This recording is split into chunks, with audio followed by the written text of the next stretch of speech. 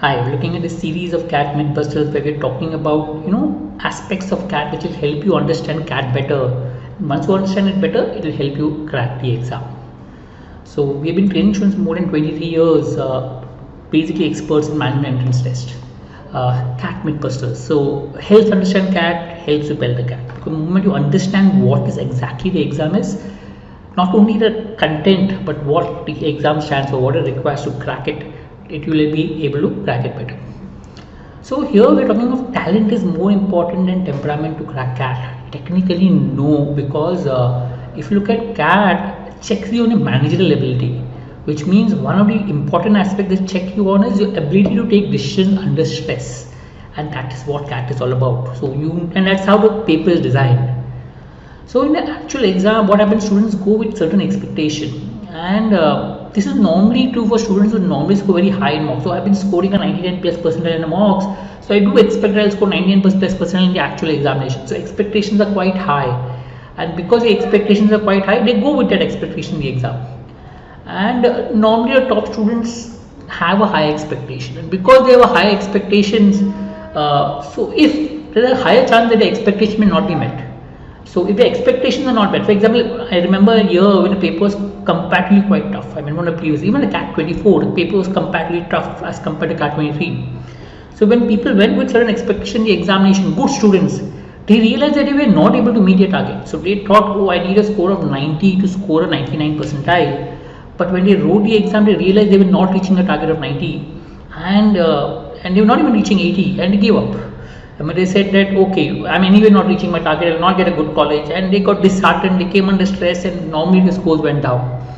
Okay, so normally if the scores expectations are not met, they come under stress, and this causes problem by solving some, because CAT exam is designed in such a way that you need to think through the exam, you need to think on every questions, and because you're not able to think, you tend to get a lower score in the end of the day. So normally what is seen that people with more carefree attitude tend to be more relaxed. So normally like last year when people went for the exam, they said, okay, let me just go and write the exam and do my best. Even if I'm scoring less, it's fine, let me just do my best. So there was 1 year I specifically remember when the paper suddenly came extremely tough as compared to the previous year. The previous year was very easy, the next year was very tough. The people went with high expectations, but when paper was so tough that a lot of people, good people, came under stress because they were not able to reach the target.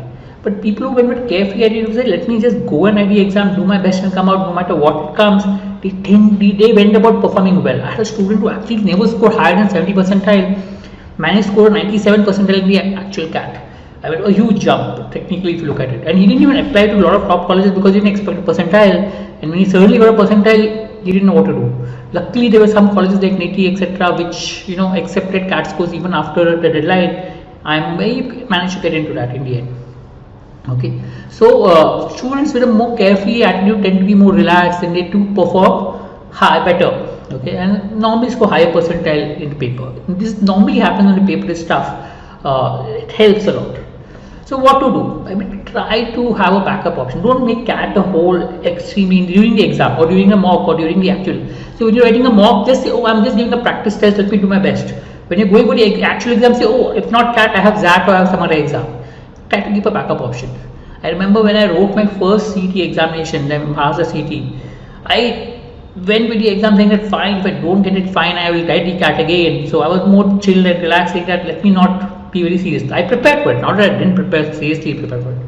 And managed helped me to get in the top 3 when I was not even scoring in the top 10 in my classes mocks.